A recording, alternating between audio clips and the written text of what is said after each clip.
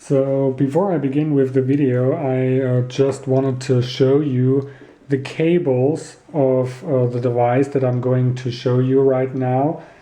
I don't know why the cables look like this, if it has something to do with the fact that the AC adapter was made in China instead of Japan, but for some reason, yeah, those cables just don't look as good. So I'm going to use some isolation tape to separate those contacts or those wires a little bit. But I have never seen a cable that looks like this.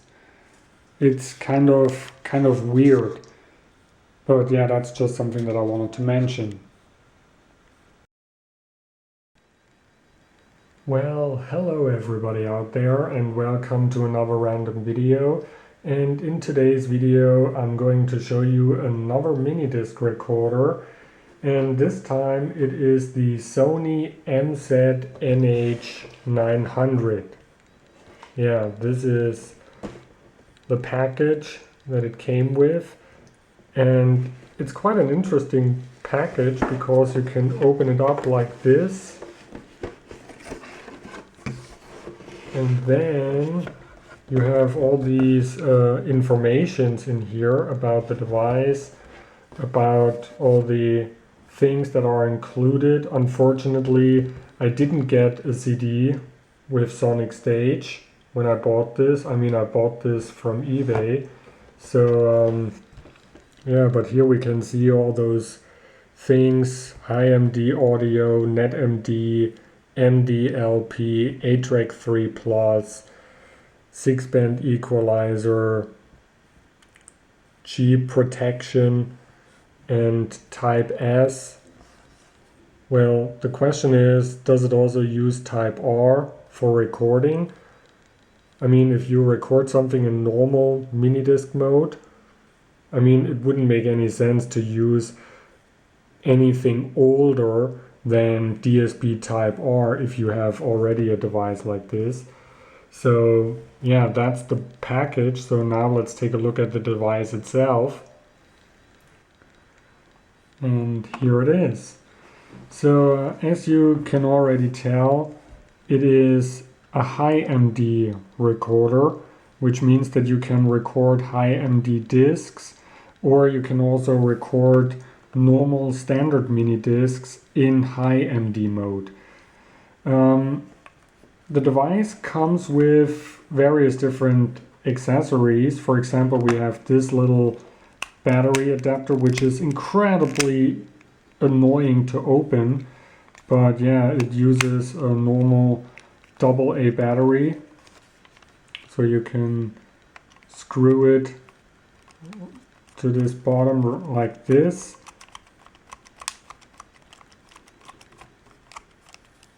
And there you go. It can also be powered with one of those gum stick batteries right here. And you also get a docking station where you can put it in. I'm going to show it to you later on in the video.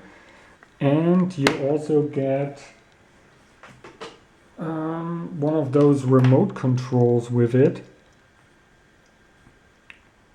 So here we have stop and pause and back and forward.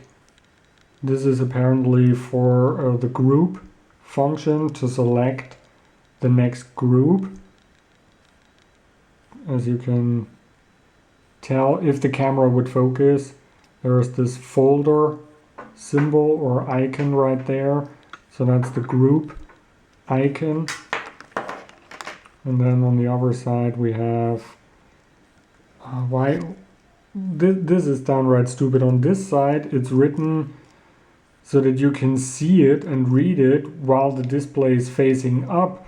But on the other side, the display must be facing down to read the words. This is just downright stupid.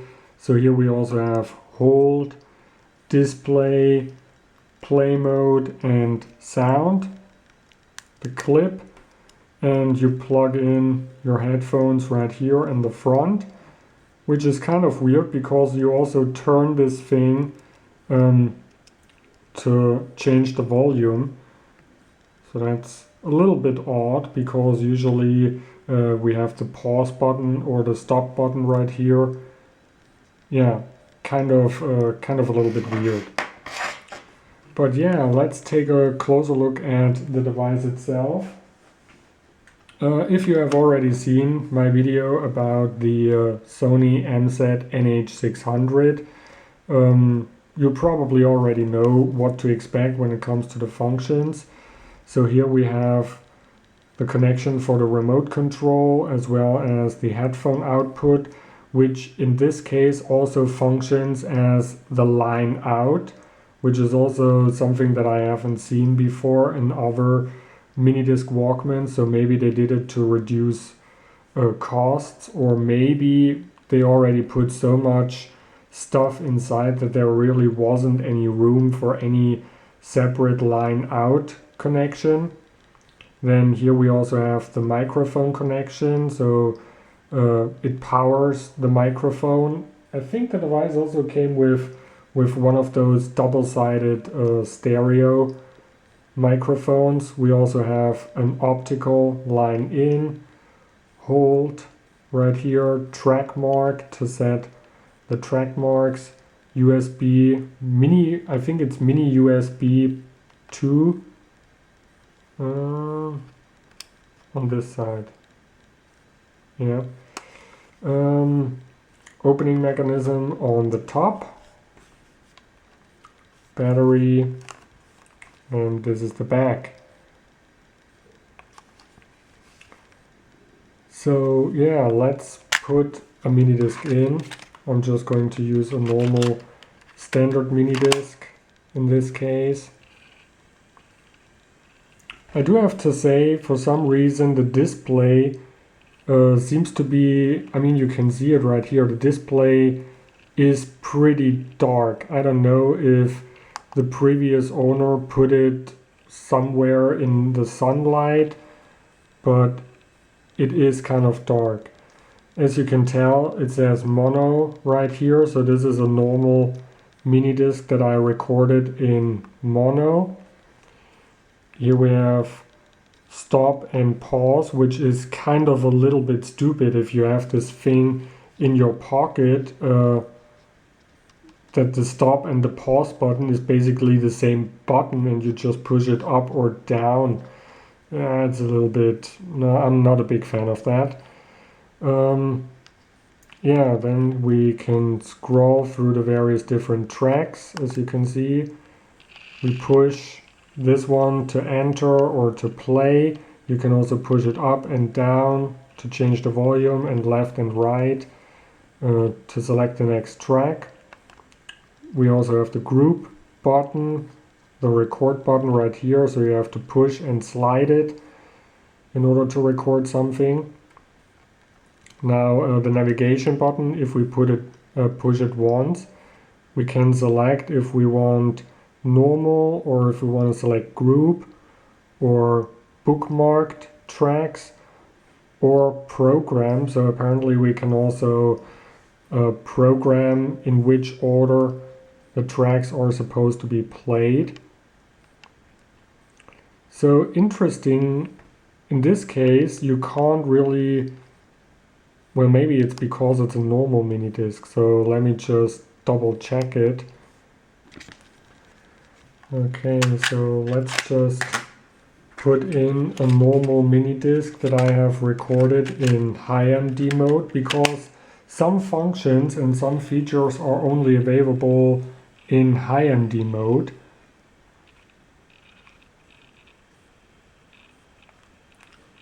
So push the navigation, normal, group. So because this is now a mini disc that has been recorded in high MD mode, we can also select if we want to, how do you say it, select just a specific album or a specific artist, and bookmark or a program. So I don't want to do that right now. So if we push and hold the navigation button, we get to this menu right here. So we have edit, we can set the title for the track, the group, the artist, the album, or the entire disc. So if I select group, it's basically the same thing like with the MZ-NH900. And if you record in high MD mode, there is also more characters available.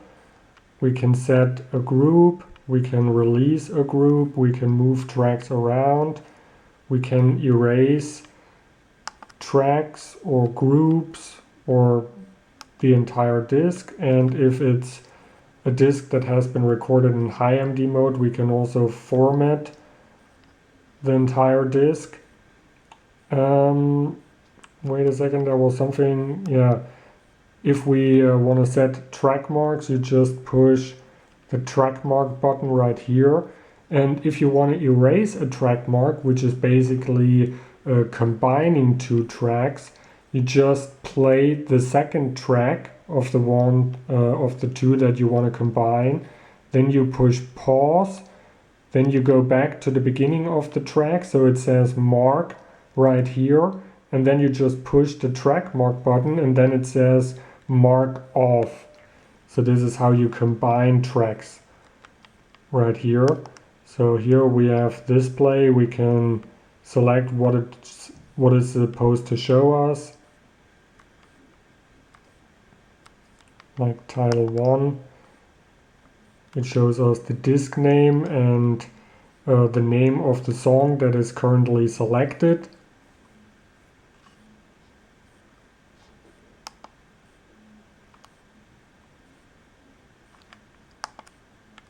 And title 2 shows us the name of the artist, the name of the disc, and the name of the title that is selected. So there are various different things that it can show you. Sub P mode. So this is the play mode. So you can play it normal, or you can repeat just one track, or you can shuffle, you can repeat the A and B loop. In sound, cannot edit. Okay. I cannot set. Why? Why can't I set? Because it's not playing right now. Do I have to play it to set the sound? So let's just play something. Oh, damn it. Sometimes the buttons don't really work on this thing apparently. So sound cannot set. Why can't I set the sound right now? Okay, let's skip this one. Or no, wait a second, this is annoying me. Okay, problem solved. The problem was that I have set the output right here to line out, but I can only change the sound if I have it set to headphone. So I had to change it to headphone. And now in the sound menu we can select whether or not it's supposed to play the sound normal or to have, I don't know what the V stands for, virtual sound. So it makes it sound like you are in a studio or at a live event or at a club or at an arena. So this is kind of like, I don't know how to describe it. It just makes it sound as if you are listening to your music in an arena instead of in your studio or over your headphones.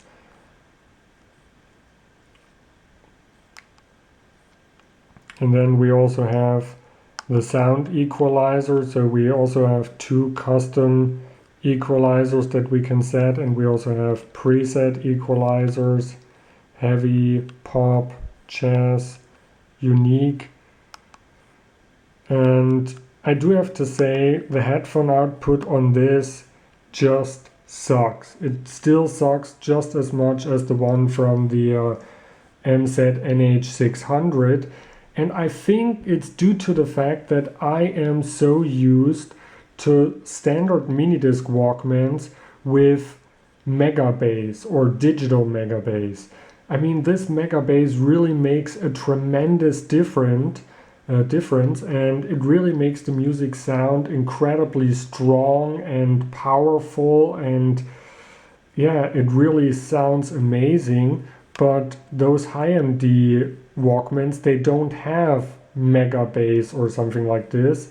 So the only thing that you can do is adjust the customized equalizer a little bit to turn up the bass, but it still doesn't sound anywhere as strong as the digital mega bass.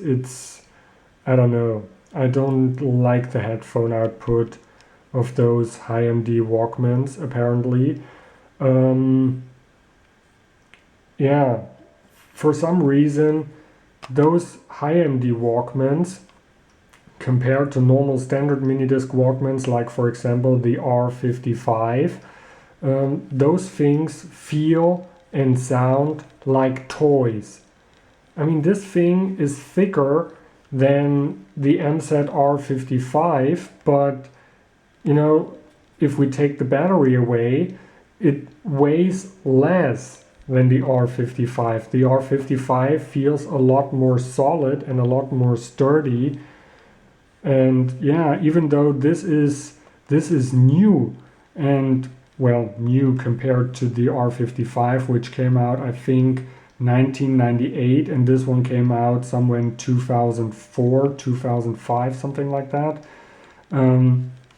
Yeah, it just feels cheap and it sounds cheap. I mean, the line out is okay, but yeah, it just sounds kind of weird.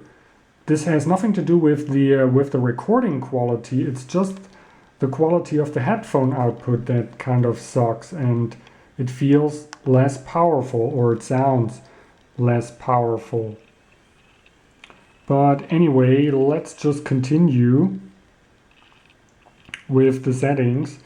And also it takes pretty long to read a mini disc on those things.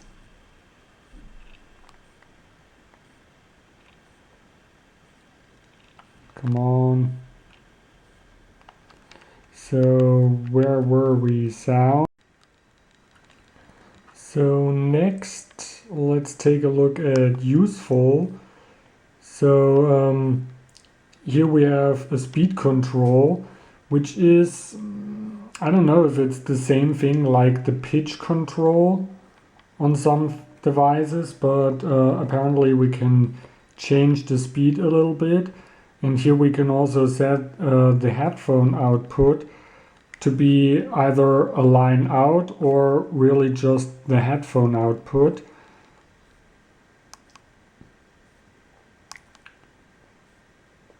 See, I pushed stop, but for some reason it went into the menu. Then we also have rec set. So here we have the rec mode. So because we are right now in high MD mode, we can only change between lossless PCM or linear PCM, which is lossless, or high MD-SP mode or high MD-LP mode. And if you use high MD mode, apparently instead of recording with 8-track DSP type R, it records with 8-track 3+. And you know, it's important to know that 8-track 3+ is a completely different codec. It has nothing to do with the original 8-track codec. So you can't really compare these two codecs. You can't really compare, for example, DSP type R with 8-track 3+, because that would be like comparing apples and oranges. Here we can also set the rack volume if we use an analog line in or an analog cable. Here we also have some settings for the microphone, microphone sensibility and all that kind of stuff. Time mark, so we can set the time where it should automatically set a track mark if we record from an analog source. Then of course the group recording function, so that the new recording is already a new group. Sync rack on and off, so that it automatically sets the track marks by itself. Options. Here we have menu. Again, we can choose between simple or advanced. AVLS, which kind of limits the volume of the headphone output even more, so that it doesn't damage your ears. Beeping sound, so whenever we push something, and it's important to turn the beeping sound off if you have the output set to line out, because otherwise it is pretty darn loud. Then we also have Discman, which means that it memorizes the settings for specific discs. So for example, if you want to use a customized equalizer or a special equalizer for a specific disc, then it stores this information in the disk memory. So every time you put in this disc, it automatically uses this equalizer.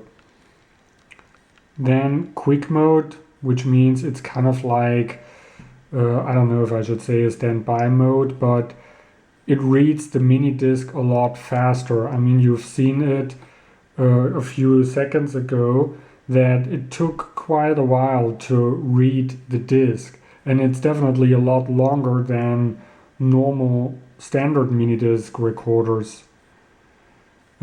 Disc mode, this is where we can change between high MD mode and normal mini disc mode, but this is of course something that we can only change if we have a normal mini disc inside, because if we have a high MD, of course it's always using high MD mode, because we can't use a high MD with normal mini disc mode, and it wouldn't really make any sense.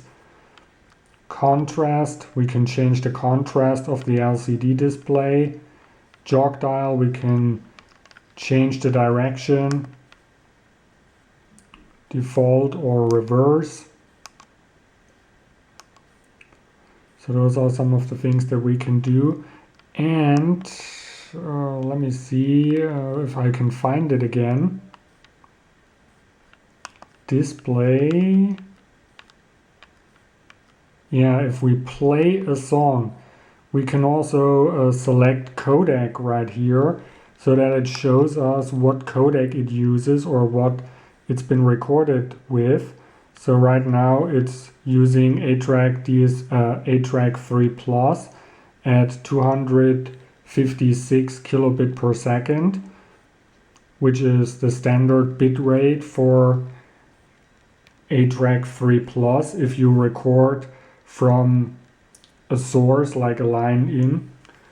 So if you have a real-time recording, if you use the USB input and a program like Sonic Stage, then you can set various different bit rates, and of course therefore you have various different recording times. But yeah, that's it. It's pretty simple, pretty straightforward. It works just the way it does, just the way like the MZ-NH900 works. So now let's take a look at the docking station. So you can use the docking station to charge the battery if you use one of those gummy stick batteries, or you can also use it just to power the device itself. the interesting thing is that we have this connection right here for the power adapter or for the normal AC adapter. But the docking station is using this separate hole. Don't ask me why. I mean, why couldn't they just use this one?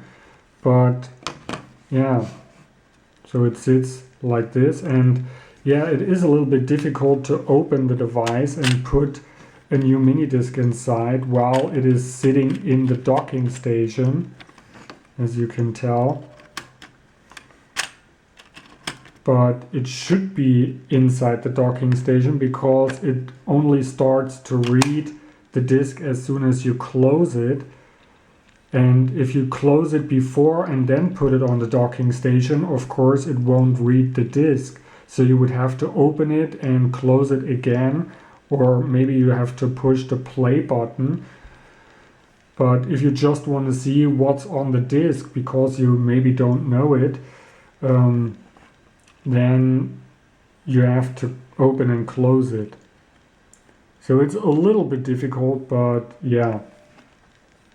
I also don't know why we have this thing right here, this little opening, because there is no connection where you could say, okay, there is a wire or a cable that is supposed to go through here. I have no idea what it's good for. Maybe if you have one of those 90-degree angle adapters that goes down here and then from here to somewhere, but other than that, I really have no idea. So I think that's everything. Maybe we can take a look at the no, it's for the remote control. There you have it. It's for the remote control. Why ever you would use the remote control if you have the device in the docking station, but yeah, apparently that's the way it is. Which way around? This way. Yeah. So this is the Sony MZ-NH900, one of the very few high-MD Walkmans with a line out. And that's exactly the reason why I got it, because I wanted to listen to some mini discs that I have recorded in high MD mode. And yeah, that's it. I hope I haven't forgot anything. So that's it. Thanks for watching, and I see you in the next random video. Bye!